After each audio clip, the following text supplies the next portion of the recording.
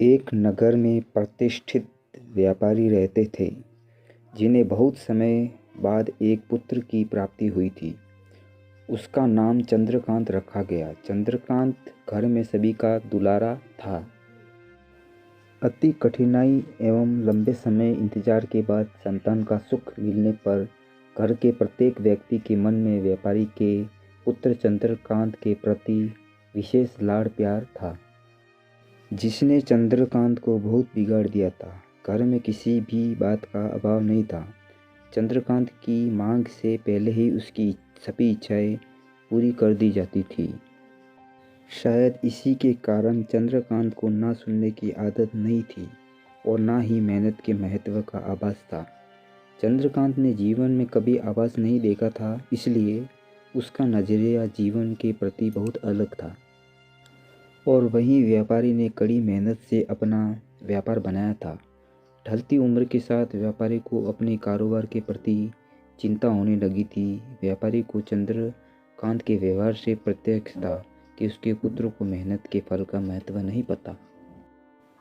उसे आभास हो चुका था कि उसके लाड़ प्यार ने चंद्रकांत को जीवन की वास्तविकता और जीवन में मेहनत के महत्व से बहुत दूर कर दिया है। गहन चिंतन के बाद व्यापारी ने निश्चय किया कि वो चंद्रकांत को मेहनत के फल का महत्व स्वयं सिखाएगा, चाहे उसके लिए उसे कठोर ही क्यों न होना पड़े। व्यापारी ने चंद्रकांत को अपने पास बुलाया और बहुत ही तीखे स्वर में उससे बात की। उसने कहा कि तुम्हारा मेरे परिवार में कोई अस्तित्व नहीं है। तुमने मेरे कारोबार में कोई योगदान नहीं दिया और इसलिए मैं चाहता हूँ कि तुम अपनी मेहनत से धन कमाओ। तब ही तुम्हें तुम्हारे धन के मुताबिक 2 वक्त का खाना दिया जाएगा। यह सुनकर चंद्रकांत को ज़्यादा कोई फर्क नहीं पड़ा। उसने उसे क्षण भर का गुस्सा समझ लिया, लेकिन व्यापारी ने भी ठान रखी थी। उसने घर के सभी सदस्यों को आदेश दिया कि कोई चंद्रकांत की मदद नहीं करेगा और ना ही उसे बिना धन के भोजन दिया जाएगा। चंद्रकांत से सभी बहुत प्यार करते थे, जिसका उसने बहुत फ़ायदा उठाया और रोज़ किसी न किसी के पास जाकर धन मांग लाता और अपने पिता को दे देता और व्यापारी उसे उस पैसों को कुएं में फेंकने को बोलता, जिसे चंद्रकांत बिना किसी अड़चन के फेंक देता और उसे भोजन मिल जाता। ऐसा कई दिनों तक चलता रहा, लेकिन अब घर के लोगों को रोज़ रोज़ धन देना भारी पड़ने लगा। सभी उससे अपनी कन्नी काटने लगे, जिस कारण चंद्रकांत को मिलने वाला धन कम होने लगा और उस धन के हिसाब से उसका भोजन भी कम होने लगा। एक दिन चंद्रकांत को किसी ने धन नहीं दिया और उसे अपनी भूख को शांत करने के लिए गांव में जाकर कार्य करना पड़ा। उस दिन वह बहुत देर थका हारा व्यापारी के पास पहुंचा और धन देकर भोजन मांगा।